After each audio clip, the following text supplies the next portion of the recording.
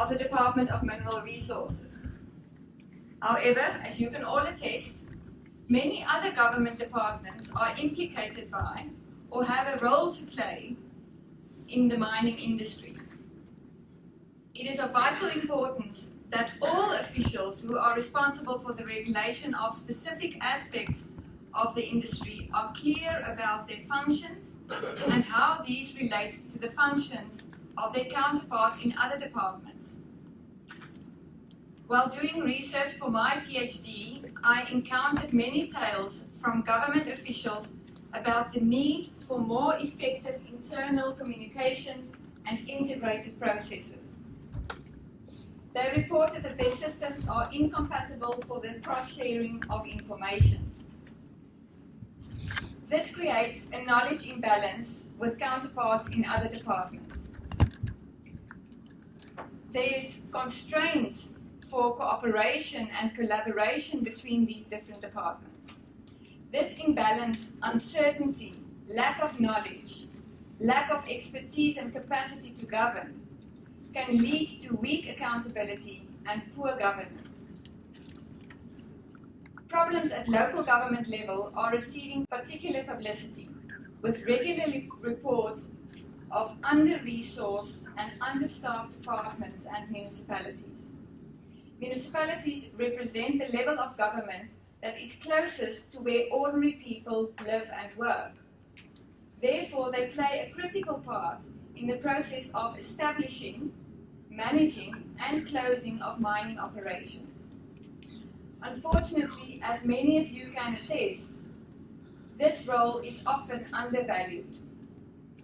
It is critical to understand the role of municipalities in the mining process, and in particular where their ability or inability to enforce and monitor legal compliance impacts on the lives of local communities. Municipal officials must take various considerations into account when it comes to mining. These include the impact of proposed mining projects on current infrastructure capacity, such as roads, electricity, water availability, sewerage capacity, etc. Housing and social infrastructure for mine workers and their families are also of concern. The municipality must furthermore reflect on how the mining operation fits into the municipality's spatial development framework and the impact of the mining operation on other competing industries in the area, for example, agriculture and ecotourism. All of these factors must be weighed against the potential benefits of job creation and economic growth.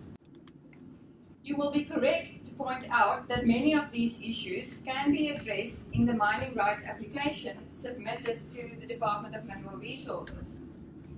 But I think that municipalities are often better placed to evaluate the impact on the local environment as well as the health and safety of the local community.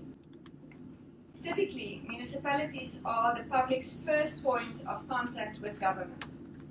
Municipalities are also directly responsible to local citizens and are more in tune with their needs and their daily realities. This fact highlights the importance of the alignment between mining right applicants' social and labour plan and the municipality's integrated development plan. While this alignment is mandated by legislation, in practice it is often treated as a box-ticking exercise. Greater effort is needed for proper engagement that will lead to meaningful results. South Africa is well endowed with mineral wealth. Conventional wisdom expects this endowment to contribute to socio-economic development, but it does not. Ordinary South Africans are not benefiting appropriately from the country's mineral resources. Economists have gone to great lengths to explain this anomaly, as Henry has described as the resource curse. Various scholars have highlighted the link between the resource curse and poor governance. If mineral wealth is not accompanied by a strong regulatory system and good governance, a country may be vulnerable to corruption and lawlessness, as well as exploitative investment behavior by international mining companies. A legal framework that promotes transparency and accountability may counter this curse effect of mineral resources to ensure greater equity and justice in the mining sector. A significant part of MLiA's work focuses on the creation of such legal frameworks. A major challenge that we have identified is the gap between the solution pursued by legislatures and the available knowledge and legal expertise pertaining to mineral and fuel resources. One area of the law in particular need of scrutiny is the regulation of the interrelationship between different government departments. There is a need for better synchronicity between the various departments involved in authorizing and monitoring mining and related activities. We cannot discuss mining and not refer to the National Development Plan. Both the NDP and the DMR's 2016 annual report recognize the importance of the mining industry to achieve economic growth and stimulate employment creation. The NDP refers to three imperatives that are relevant to the mining industry. These are regulatory certainty, policy alignment, and capacity development. So firstly, regulatory certainty. The NDP emphasizes that to grow the economy, investment in the mineral sector requires certainty. Current uncertainties are not limited to rights and the MPRDA, but also to the impact of other legislative uncertainty and ambiguity on the growth potential of the industry. Greater certainty is required to ensure a predictable, competitive and stable mining regulatory framework. To address this problem, cooperation between DMR and all other government departments are of crucial importance.